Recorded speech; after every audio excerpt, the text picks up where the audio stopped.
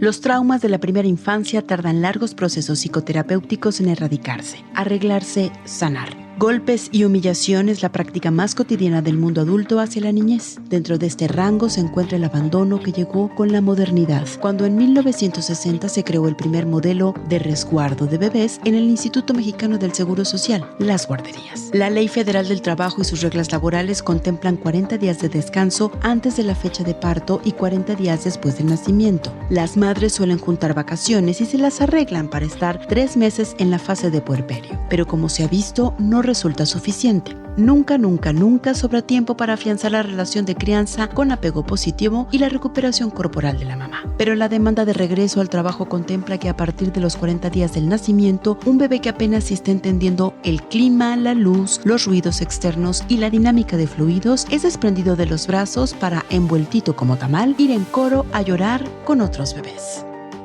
Bebés en depósito, un problema de salud pública al que llaman desarrollo.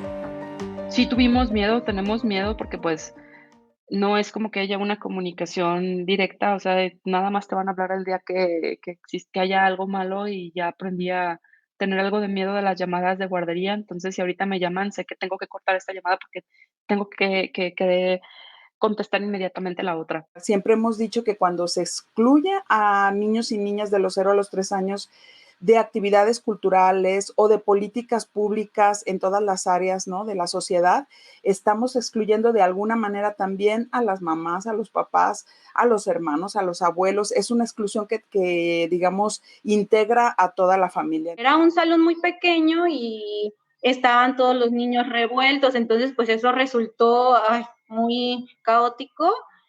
Muy estresante, sobre todo para los niños, porque estaban los niños que tienen 1 año que apenas están aprendiendo a caminar con niños de 3 años que empiezan a morder.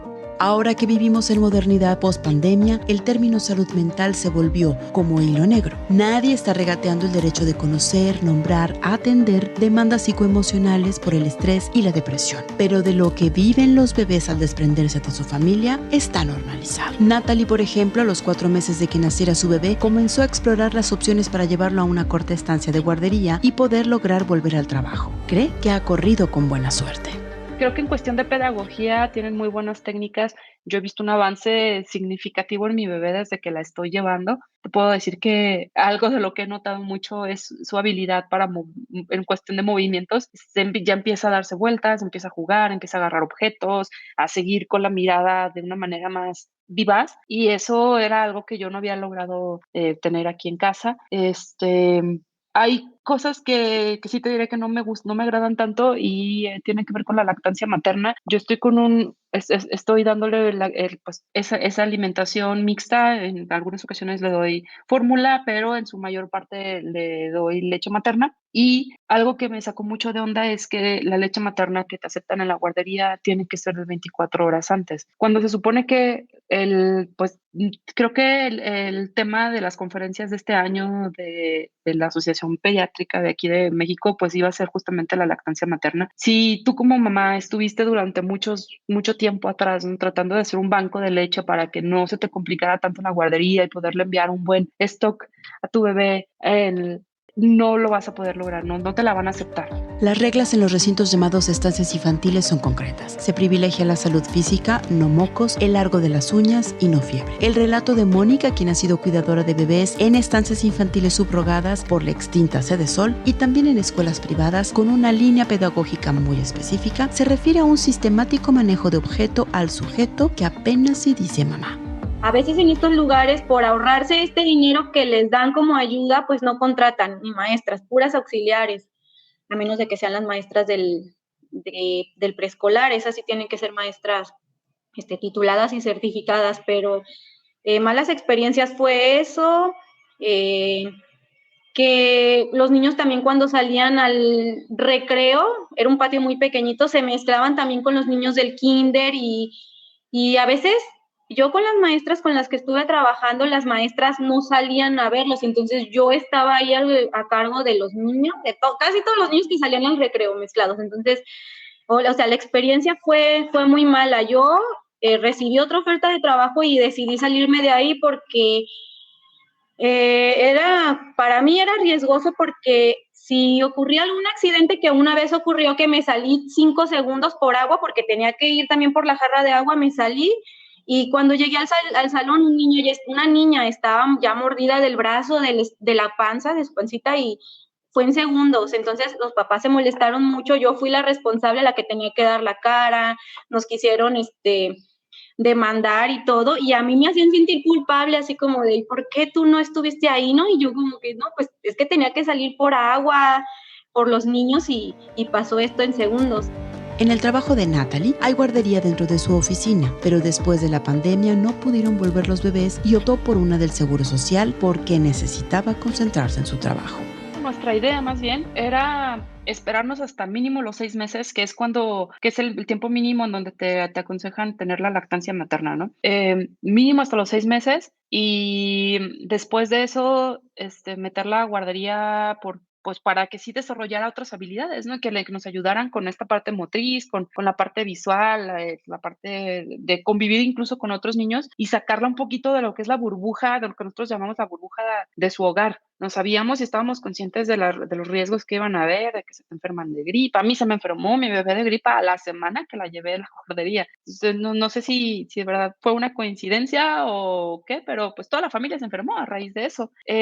Nosotros queríamos, como te decía, continuar hasta los 6 meses, pero pues todo se adelantó prácticamente 2 meses más. Y la otra es que intentamos, cuando yo regresé a trabajar, que me ayudara mi mamá, por ejemplo, nos ayudaron nuestros papás y les tocó ayudarnos aproximadamente 2 semanas. Pero lo que yo veía en ese momento fue que, pues, la parte del desarrollo no se iba a dar tan acelerado como yo quería, porque prácticamente lo que estábamos intentando hacer es que cuando yo estaba trabajando, procurábamos que la bebé durmiera y eran periodos de dormir demasiado extensos, ¿no? Si la bebé se quería despertar, pues te voy a arrullar para que te duermas. El manejo de los afectos, los valores y el pleno ejercicio de derechos humanos se afianzan en el inconsciente desde la forma de nacer, desde las primeras horas. En el siguiente bloque, las irregulares políticas públicas para el cuidado lejos de mamá y papá.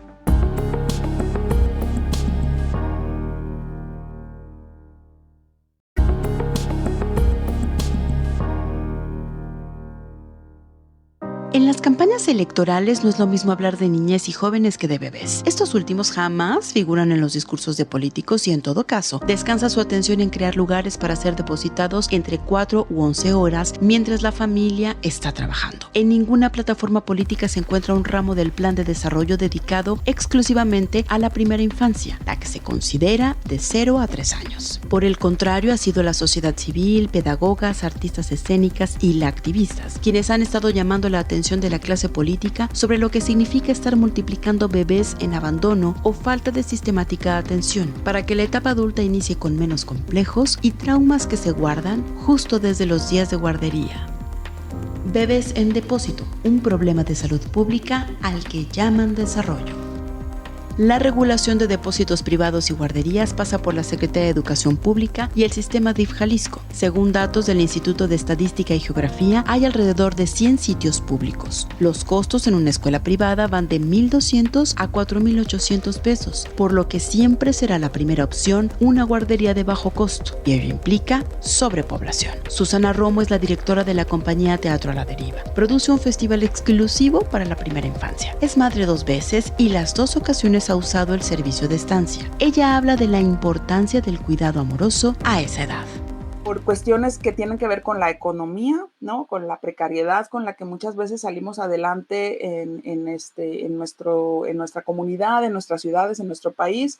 Tenemos que ir y llevar a nuestros hijos, a nuestras hijas a estas guarderías para luego nosotros poder irnos a trabajar. Entonces, lo que sucede en esta separación, digamos, que hay de varias horas en el día, donde no nos vinculamos directamente con los niños, es digamos, fragiliza, ¿no? Esta etapa de la vida en los niños y las niñas. Fragiliza porque en lugar de vivir lo que se necesita vivir en esta etapa de nuestro desarrollo humano, que es la cercanía, el apapacho, los brazos, estar cerca del cuerpo de la mamá, todo lo que tiene que ver con la lactancia, todo lo que tiene que ver con la ternura, el amor, la seguridad, pues muchas veces en estos espacios es todo lo contrario, ¿no? ¿Por qué sucede? Algunas respuestas las da otra mamá con experiencia en el cuidado de estancias infantiles, donde la sobrepoblación dicta el desapego que detona la sensación de abandono, el duelo más viejo de los adultos. Lo más importante es el personal, porque por lo general en las guarderías del IMSS y estas escuelitas contratan a muchas mujeres que acaban de terminar a lo mejor una licenciatura o ¿cómo se llama? Bueno, para ser educadoras o para cuidar niños, lo mínimo que les piden es, creo que la secundaria, el sueldo que les pagan es de 3,000 pesos al mes muchas veces, entonces como que contratan personas que están buscando a lo mejor adquirir un poquito de experiencia y se van, entonces el personal está todo el tiempo cambiando y los niños a esa edad sí necesitan tener como que sus maestras estén ahí, que les den seguridad, que ellos o sea, es que a veces los niños apenas están agarrando confianza con una maestra y la maestra ya se fue o la corrieron. Entonces también muchas veces el personal no está capacitado para cuidar niños pequeños. Yo en una escuelita que estuve, las auxiliares que llegaban conmigo venían de guarderías públicas y ellas me contaban que es un caos. Son tantos los niños, también es algo importante, que son tantos a los niños que meten en una sola sala que no pueden darles la atención que ellos necesitan, que es muchísima. O sea, simplemente el hecho de estar ahí observándolos o acompañándolos. Y a veces las rutinas son como estar con los niños y luego sigue limpiar el salón y luego, o sea, tienen una rutina muy marcada que no alcanzan a darles el espacio como para estar con ellos. El problema radica en cómo se plantea que la formación de personas durante la primera infancia sea administrar y reducir el estado permanente de felicidad o adaptación al desarrollo, como le llaman. Las cuidadoras que están ahí saben, son conscientes y entonces intentan tener principios de abrazar a estos bebés y acompañar estos primeros años de vida de una manera amorosa, responsable, digna. Pero lamentablemente, por una concepción que se tiene de la primera infancia en nuestro país, muchas veces no es así y finalmente sí hay experiencias que de alguna manera pueden dañar lo que es esa etapa de la vida y que sabemos que cuando se daña esa etapa de la vida, las experiencias negativas, digamos, que se tienen en esa etapa de la vida, nos acompañan para siempre, ¿no? O sea, ese tipo de experiencias en esa edad nos acompañan en la niñez, en la segunda infancia, nos acompañan en la adolescencia y nos acompañan también en la adultez. Natalie recuerda cómo lidian como pareja con la crianza de su bebé al someter la política de cuidados a las recomendaciones que funcionan para el sistema de guardería. Curiosamente, eso me llama a mí la atención, ¿no? A la hora de dejar a mi bebé, he notado que llegan papás, en general, o sea, papás, mamás, que dejan a sus bebés y prácticamente llegan aventándolo. Se esperan lo mínimo que es pues de la revisión, porque en la guardería tienes que esperarte a que te revisen al bebé para poderle dar entrada y están desesperados porque ya se quieren ir. Contrario a nosotros que llegamos con el tiempo suficiente para asegurarnos de que nuestra bebé entre bien, despedirnos de ella. Sentimos todavía, a pesar de que ya lleve mes y medio, sentimos muy feo dejarla ahí. Nos ponen el chip de que una vez que tu bebé sale de la guardería, tienes que continuar con este pequeño desapego para que no le genere problemas cuando la lleves, ¿no? Y a nosotros nos pasó que en lugar de estarla abrazando todo el día, procuramos dejarla más en su moisecito o en su carreola o en su lugar de juegos para que cuando llegue a la guardería no sufra tanto. En el siguiente bloque, ¿qué hacer ante la irremediable necesidad de combinar trabajo y cuidados?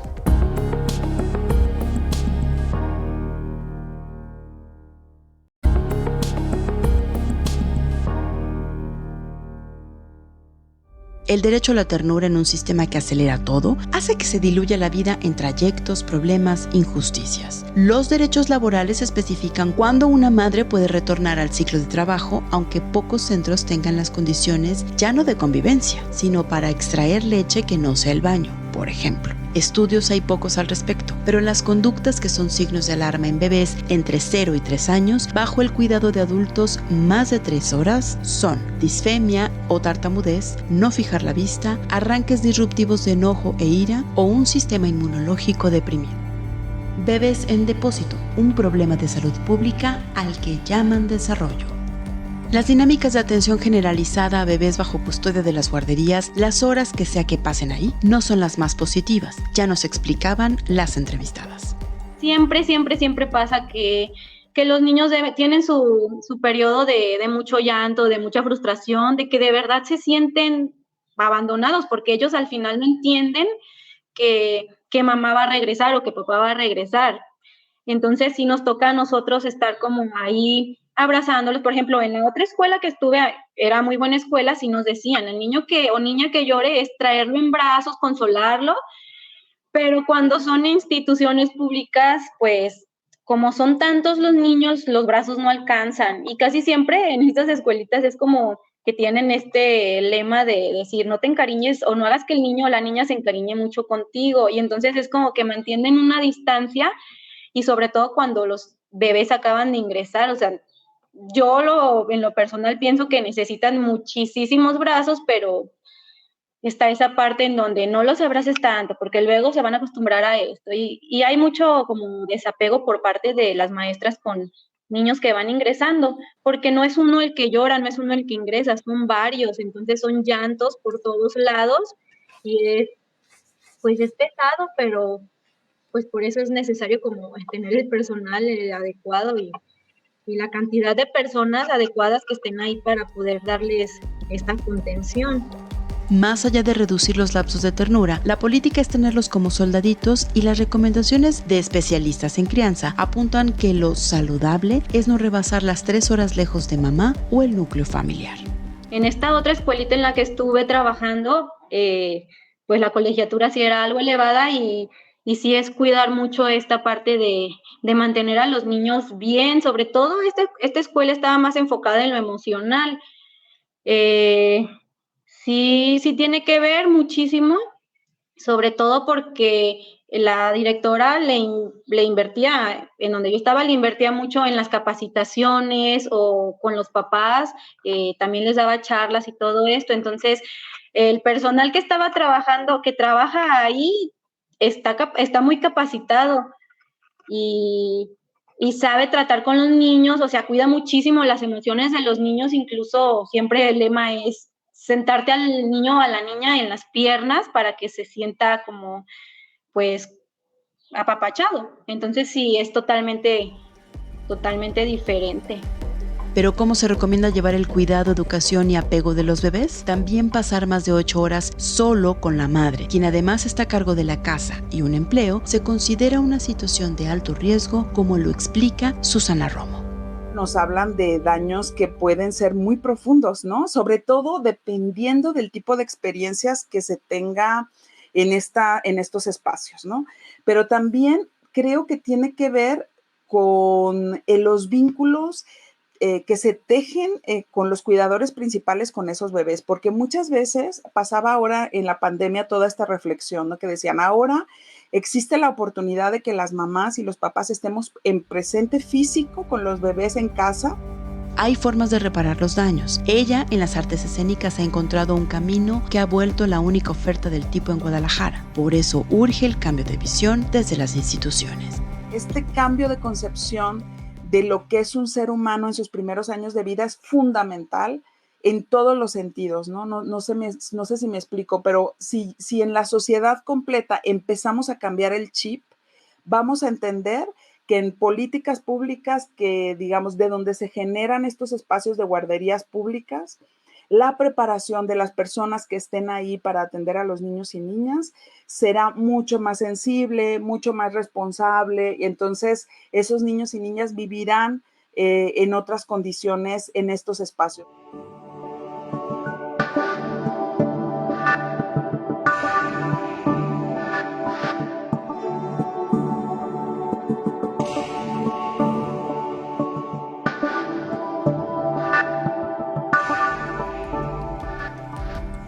Además del Festival de Teatro para Bebés que se realiza cada año, la también psicóloga Mónica Lomelí hace recomendaciones de cómo recuperar el tiempo cuando los bebés pasan más de 3 horas lejos del abrazo familiar.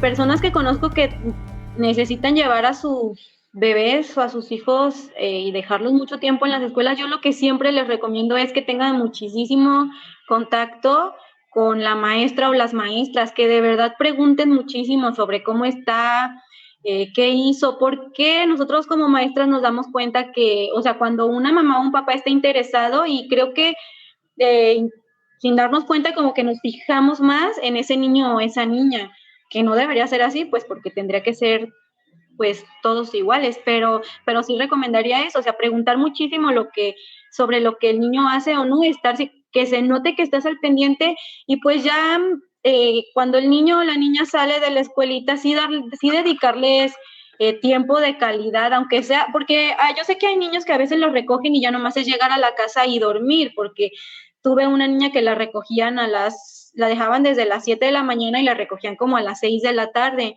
entonces la recogían y se la llevaban a los abuelos, no me acuerdo, pero sí es como darle ese pequeñito tiempo, de que sea tiempo de calidad, acostarse con ellos, platicar mucho, porque pues sí, a veces no se puede, o sea, no se tiene el tiempo para estar con ellos, pero pues sí, eso recomendaría. El llanto y la tristeza de un bebé pasa de natural a urgente en pocos segundos. Se trata de un asunto comunitario, como ya quedó planteado en este episodio, y si no se sabe involucrarse en un caso específico, una buena oportunidad de corresponsabilizarse es reclamar políticas públicas que dejen de excluirles porque no son un juguete.